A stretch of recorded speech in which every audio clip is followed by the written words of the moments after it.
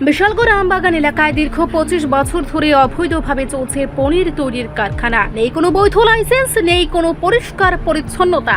এই 25 বছর ধরে প্রশাসনকে ম্যানেজ দিয়ে চালানো হচ্ছে উক্ত কারখানা।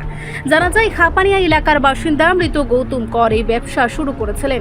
তার মৃত্যুতে তার স্ত্রী রাধা দত্ত বর্তমানে অবৈধভাবে চালিয়ে যাচ্ছে এই পনিরের ব্যবসা। এই পনির খেয়ে অসুস্থ হয়ে পড়ছে বহু মানুষ। নদীর জল ব্যবহার করে সম্পূর্ণ অস্বাস্থ্যকর পরিবেশে তৈরি হচ্ছে পনির। খবর পেয়ে সাংবাদিকরা ছুটে গিয়ে দেখতে পান বহুদিনের নষ্ট পচা ড্রাম ভর্তি পনিরে মাছি এবং পোকা ধরেছে। এই চিত্র দেখেই মহকুমা প্রশাসনকে খবর দিতেই ছুটে যান ডিসিএম প্রসেনজিৎ দাস। সঙ্গে ছিল পুলিশ বাহিনী। ফ্যাক্টরিতে মহকুমা প্রশাসনের আধিকারিকরা হানা দিলে কোনো ধরনের বৈধ কাগজপত্র দেখাতে পারেনি ওই মহিলা। অতঃপর তাদেরকে সময় বেঁধে দিয়ে মহকুমা প্রশাসনের সাথে যোগাযোগ করার জন্য বলে চলে যায় ডিসিএম ও পুলিশ। কিন্তু এখানেই জাগছে প্রশ্ন, অন্য যে কোনো দোকান কিংবা কারখানায় অস্বাস্থ্যকর পরিবেশে খাবার নির্মাণের খবর পেতেই ছুটে গিয়ে তালা ছোলাতে তৎপর হয়ে ওঠে প্রশাসন। কিন্তু এই পনিরের কারখানার ক্ষেত্রে দেখা গেল ব্যতিক্রম চিত্র। এই ঘটনা স্থানীয়দের মধ্যে সন্দেহ বাড়াচ্ছে। এখন দেখার বিষয় প্রশাসনের বিরুদ্ধে কিরূপ পদক্ষেপ নেয়। একটা অভিযোগ, বিশালগড় আমবাগান এলাকায় দীর্ঘ 25 বছর ও তার অধিক অবৈধভাবে একটা পনিরের ফ্যাক্টরি খোলা হয়েছে। সেই বিষয়টা নিয়ে আপনারা কি বলবেন? হ্যাঁ, এটা অ্যাকচুয়ালি আমরা আজকে 2-3 দিন নাগাদই আমাদের কাছে একটা ইনফরমেশন এসেছিল যে আমবাগানে একটা পনিরের কারখানা আছে। সেই কারখানার মধ্যে মানে তারা দীর্ঘদিন ব্যবসা করছে। সেই তাদের কাগজপত্র বা তাদের যে কোয়ালিটি, হাইজিনিক মেনটেন, এইসব ব্যাপার নিয়ে।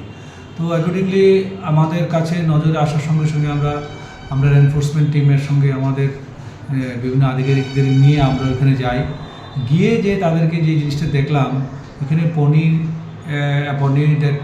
এবং ছানা যেগুলা তারা তৈরি করছে, একটা ছোট্ট একটা দোতলা ঘরের মধ্যে, যেটার মানে আউটসাইড এবং ইনসাইড খুবই আনহাইজিনিক, যেটা আমাদের একদম মানে পরিবেশের সঙ্গে বা আমরা যেটা দেখতে অভ্যস্ত না সেটাই আমরা দেখে আসলাম এই জায়গাতে। দীর্ঘ 25 বছর ওরা ব্যবসা করছে এখানে, কিন্তু উইদাউট কোনো মানে ভ্যালিড তাদের কাছে ডকুমেন্ট চাওয়াতে কোনো ডকুমেন্ট তাদের শো করতে পারেনি। যার জন্য আমরা প্রথমত ওদেরকে আজকে দেখে বলে আসলাম এবং ওনার কাগজপত্র যা যা আছে সবগুলো নিয়ে আমাদের অফিসে আসার জন্য আমরা তাদেরকে বললাম। সে মালিক হলো সে রাধা দত্ত, ওনার হাজব্যান্ড হচ্ছে গৌতম কর, উনি আগরতলা বাড়ি হাপানিয়া, কিন্তু ওই বিজনেসটা চালাচ্ছে রাধা দত্তই, কারণ গৌতম কর এখন এক্সপায়ার্ড। তো সেই নিরিখে তিনি বিজনেস করছেন। তো আমরা দেখেছি যে যে উইং মেশিন আছে, সেই উইং মেশিনের কোনো কাগজপত্র তারা ঠিকভাবে শো করতে পারেনি, যার জন্য তাদেরকে কালকে ডাকানো হয়েছে। হয়তো তাদেরকে অ্যাজ পার মানে লিগ্যাল প্যাথোলজি অ্যাক্ট অনুযায়ী ওদেরকে অ্যাকশন নেওয়া হবে।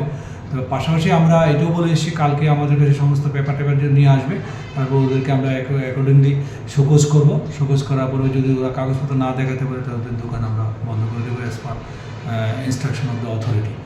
এই পনির খেয়ে অলরেডি বিশালগড় মহকুমা হাসপাতালে একজন অলরেডি অ্যাডমিট রয়েছে। হ্যাঁ, এই কোম্পানি বা এই মানে ফ্যাক্টরির বিরুদ্ধে কোনো মানে বৈধ কাগজ না থাকার সত্ত্বেও আপনার প্রশাসন কি ভূমিকা গ্রহণ করছে? আমরা প্রশাসন থেকে প্রতিনিয়ত এরকম যখনই কোনো কিছু এইসব কোনো আমাদের নোটিশে আসে, আমরা সঙ্গে সঙ্গে তাদের কাগজপত্র চাই। কাগজপত্র না দেখাতে পারলে আমরা তাদেরকে আইনানুগ ব্যবস্থা নিই এবং আমরা সেই যদি কাগজ না দেখাতে পারে আমরা অবশ্যই এরকম একটা সিরিয়াস অফেন্সের ক্ষেত্রে আমরা কোনো মতে তাদের করবো না, টলারেট করবো না। আমাদের আইনগত ব্যবস্থা নেব, তাদের অ্যাকশন নেব। রিপোর্ট সংবাদ প্রতীক্ষা।